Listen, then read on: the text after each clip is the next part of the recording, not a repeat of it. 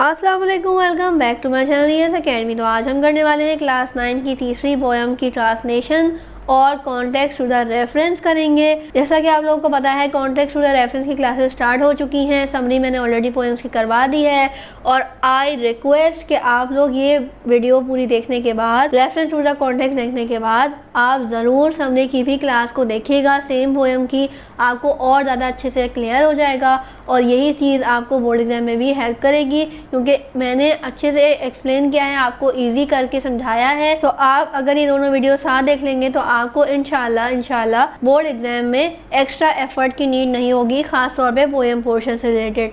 तो चलते हैं, इन वीडियोस को स्किप नहीं करिएगा। आज हम करने वाले हैं अबू बिन आदम की ट्रांसलेशन और कॉन्टेक्स्ट टू द रेफरेंस और वर्ड मीनिंग भी आज साथ साथ डिस्कस करेंगे। तो चलते हैं अपनी पहली पोएम को देखते हैं।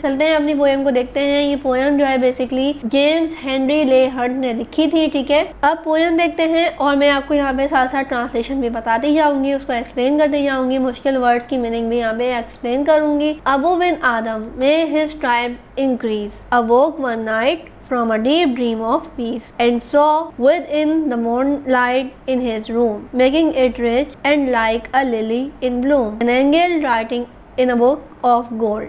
अब मैं पहले स्टैंजा की आपको मीनिंग समझाती हूँ। तो वो क्या कह रहे हैं, अबू बिन आदम, इनके कबीले में इजाफा हुआ। ठीक है, एक रात सुकून से गहरी नींद, डीप ड्रीम यानी कि गहरी नींद जो है वो सो रहे थे और उन्होंने ख्वाब में क्या देखा कि जैसे उनकी आंख खोली तो उन्होंने क्या देखा कि मून लाइट यानी कि चांदनी रोशनी जो है उनके कमरे में उनको दिखाई दी। मेकिंग इट रिच यानी कि उनको कह सकते हैं कि उनके ऊपर वो लाइट पड़ रही थी और उनको जो है वो रोशन कर रही थी basically. And lily in a Bloom, जैसे कि वो मिसाल दे रहे हैं कि एक लिली का फूल जो है वो रोशन हो जाता है, ताज़ा हो जाता है। ठीक है, an angel writing in a book of gold, और उन्होंने क्या देखा कि एक फरिश्ता सोने की किताब में सुनहरी हरूफ में बेसिकली कुछ लिख रहा है। ठीक है, आई होप के पहले स्टैंजा में आपको ये सारी चीज़ें क्लियर हो गई होंगी कि क्या बात कही गई है। आगे देखते हैं नेक्स्ट स्टैंजा में। Exceeding peace had made Abu bin Adam bold, and to the presence in the room he said, "What writest thou?"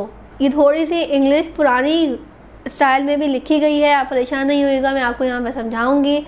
आगे देखते हैं। The vision raised its head, and with a look made of all sweet accord, answered the name of those who love the Lord। अब वो क्या रहे हैं इस poem में, वो कह रहे हैं बढ़ते हुए सुकून ने अबू बिन आदम को, यानी कि पीस सुकून को कहते हैं, तो कह रहे हैं बढ़ते हुए सुकून ने अबू बिन आदम को बहादुर बना दिया। ठीक है, और फिर क्या हुआ, और कमरे में मौजूद हस्ती से इसने पूछा, यानी कि जो एंजल आया था उन्होंने, अबू बिन आदम ने जो है एंजल से पूछा, क्या पूछा, आप क्या लिख रहे हैं। ठीक है, व्हाट राइटेस्ट दो, यानी कि आप क्या लिख रहे हैं। ठीक है, इसका ये मतलब होता है। इस हस्ती ने अपने सर ऊपर उठाया, यानी कि rise his head, and with a look made of all, यानी कि इसका मतलब ये है, और दिल आवेज, यानी कि एक खुश नज़र से, एक अच्छी नज़र से देखा और आंसर किया। क्या किया कि उसने बताया कि मैं इन लोगों के नाम लिख रहा हूँ जो खुदा से मोहब्बत करते हैं। And he is mine one, said Abu, Nay, not so, replied the angel. Abu spoke more low, but cheerily still, and said, I pray thee then, write me as one that love his fellow men। अब फरिश्ते ने क्या कहा, फरिश्ते ने जब जवाब दिया कि मैं उन लोगों के नाम लिख रहा हूँ जो खुदा से मोहब्बत करते हैं, और क्या मेरा नाम है, यानी कि अबू बिन आदम ने पूछा कि इसमें मेरा नाम है, हल्के से। ठीक है, फरिश्ते ने क्या जवाब दिया, रिप्लाइड द एंजल, फरिश्ते ने जवाब दिया अबू बिन आदम धीमी सी आवाज़ में। ठीक है, लेकिन जिंदा दिली से बोले और कहा, तब मैं आपसे इल्तिजा करता हूँ। ठीक है, आई प्रे दी देन, यानी कि मैं आपसे इल्तिजा करता हूँ, क्या करता हूँ, write me as one that loves his fellow man. तो अबू बिन आदम ने फरिश्ते से क्या कहा, जब फरिश्ते ने हल्के से उनको विस्पर किया तो उन्होंने क्या कहा, मेरा नाम इनमें लिख दें जो इसके बंदों से प्यार करते हैं, इसके बंदों से मोहब्बत करते हैं। फेलो मैन कहते हैं उसके बंदों से मोहब्बत करना। ठीक है, the angel road and managed the next night It came again with a great waking light and showed the names whom love of God has blessed.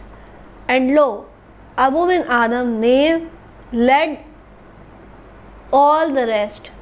अब क्या कह रहे हैं, फरिश्ते ने लिखा और गायब हो गया। अगली रात, दूसरी रात यानी कि जब वो दोबारा आया, इट कम अगेन, तो उसने क्या किया, जब वो दोबारा आया तो वो एक बहुत ज़्यादा खूबसूरत रोशनी के साथ, ज़्यादा रोशनी के साथ आया, ठीक है। और उसने क्या कहा, और इन लोगों के नाम दिखाए जो खुदा से मोहब्बत करते हैं, ठीक है, जिनको खुदा की मोहब्बत अता होती है, यानी कि अल्लाह जिनसे मोहब्बत करता है। और देखा कि आदम का नाम सबसे ज़्यादा ऊपर था, यानी कि लेड सारे फहरिस्त को कहा जाता है कि किसी भी चीज़ को आगे से लीड करना बेसिकली, ठीक है। लीड जो है वो सेकंड फॉर्म है हमारे पास, यहाँ की सेकंड फॉर्म यूज़ की गई है। तो ये तो हो गई पोएम। अब हम चलते हैं वर्ड मीनिंग की तरफ। अकॉर्ड कहते हैं एग्रीमेंट को, एग्रीमेंट यानी कि कोई एक मुआहिदा, कोई एक इम्पॉर्टेंट डॉक्यूमेंट भी आप इसको कह सकते हैं। एंजल, एन इनोसेंट क्रिएचर, एक मासूम जो है वो क्रिएचर, ठीक है, फरिश्ते के लिए यूज़ हो रहा होता है।